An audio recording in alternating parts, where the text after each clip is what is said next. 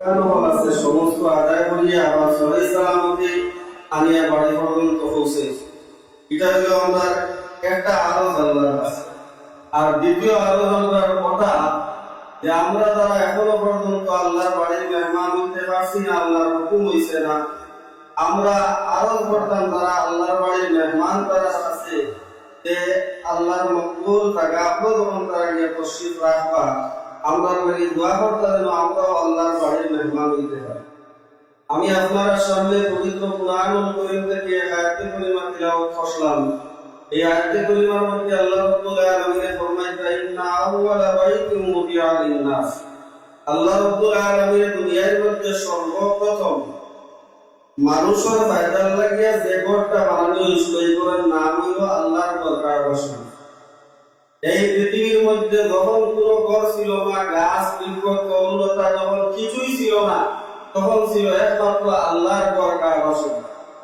পৃথিবীর যখন কোনো অস্তিত্ব নাই, তখন সারা দুনিয়া সব লাগন অর্থাৎ সব দুনিয়া পানিয়ে ভরা ছিল।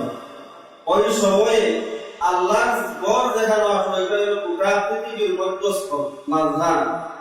ও জায়গার মধ্যে একটা বুড়ি উঠে, আর ও বুড়ি উঠার সময় এখনো আল্লাহ রাব্বুল আলামিনের অস্তিত্ব আসলো। আল্লাহ তাআলা ওখানে যখন পৃথিবী ছিল না তখনও আল্লাহ ছিলা, আর এখন পৃথিবী আছে এখনো আল্লাহ তাআলা আসল।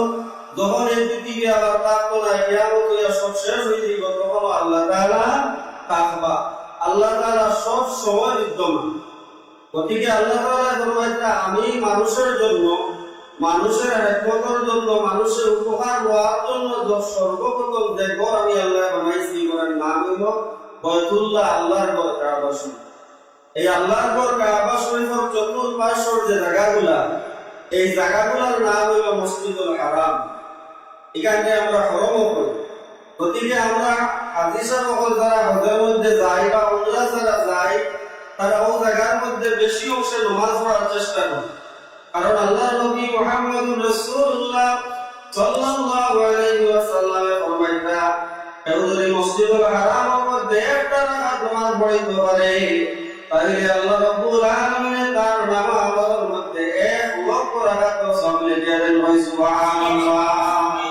এত মতবড়, এত সম্মানীয় জায়গা আল্লাহর ঘর, যে আল্লাহর ঘরের পাশে যদি নামাজ 1 রাকাত পড়ে, তাইলে 1 লক্ষ রাকাত সওয়াবটা নামাজের মধ্যে রাখা। দ্বিতীয়ত আরেকটা ঘর সম্মানী আছে, যে ঘর হলো আল্লাহর নবী মুহাম্মদুর রাসূলুল্লাহ সাল্লাল্লাহু আলাইহি ওয়াসাল্লামের নিজের হাত মুবারক দ্বারা বানাই। এই মসজিদের নাম হইল মসজিদে নববী। নবী যে ফরমাইছেন আমার মসজিদ, আমার মসজিদ, মসজিদের নববীর মধ্যে যদি কোনো বান্দা বান্দিয়ে 1 রাকাত নামাজ পড়তে পারে, তাহলে আমি আল্লাহ রাব্বুল আলামিনের তার নাম আমলের মধ্যে 50,000 রাকাত সওয়াব লিখে দেন। সুবহানাল্লাহ।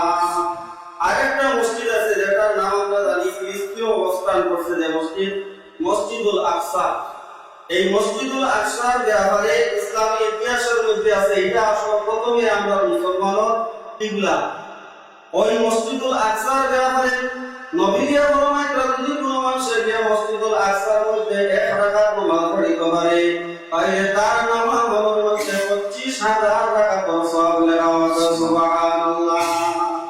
ওই ব্যাপারে আমরা বলে মসজিদে নামাজ পড়ে এটা তার সওয়াব নাই, ঠিক আছে।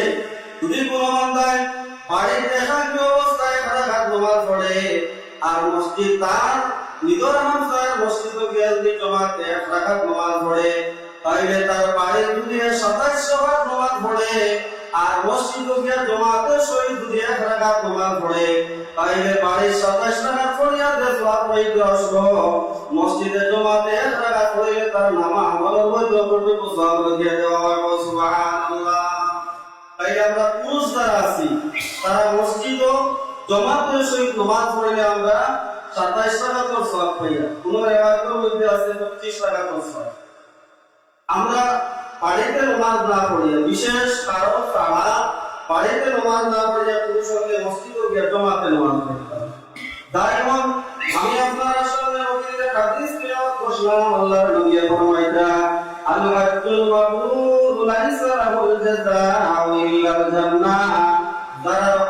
মকবুল হয়ে গেছে তার হক যে মঞ্জুর হোক পুরা হজ হোক কিংবা কারণ হোক নবী ফরমাইতা তার হজটা মকবুল হয়ে গেছে কবুল হয়ে গেছে তার উপহার তার উপকার তার যেটা হইল শুধু জান্নাত হয় সুবহানাল্লাহ তার হজটা মকবুল হয়ে গেছে উমরা কিংবা তার হজর মাসে হজ আমরা করি ওটাও যদি হজটা মকবুল হয়ে যায় তাহলে তার জেজা জন্ম ছাড়া আর কিছু নয় সুবহানাল্লাহ এটা বুখারী শরীফের হাদিস নবী ফরমাইতে যদি তার হজটা মকবুল হয়ে যায় তাহলে তার জেজা তার পুরস্কার হিসাবে আল্লাহ তাআলা তাকে জান্নাত দান করবে আল্লাহ রাব্বুল আলামিন আমরা যারা হজ করেছি আমরা হজটা মকবুল হইতে ওটা দোয়া করতাম আর যারা এখন দেখতে পাচ্ছি যে আল্লাহ তাআলা আমাদের যাওয়ার তৌফিক দিবা আল্লাহুম্মা আমিন আর বিশেষ কিছু না কি আল্লাহ শেষ করলাম মা আলাইনা ইল্লাল বালাগ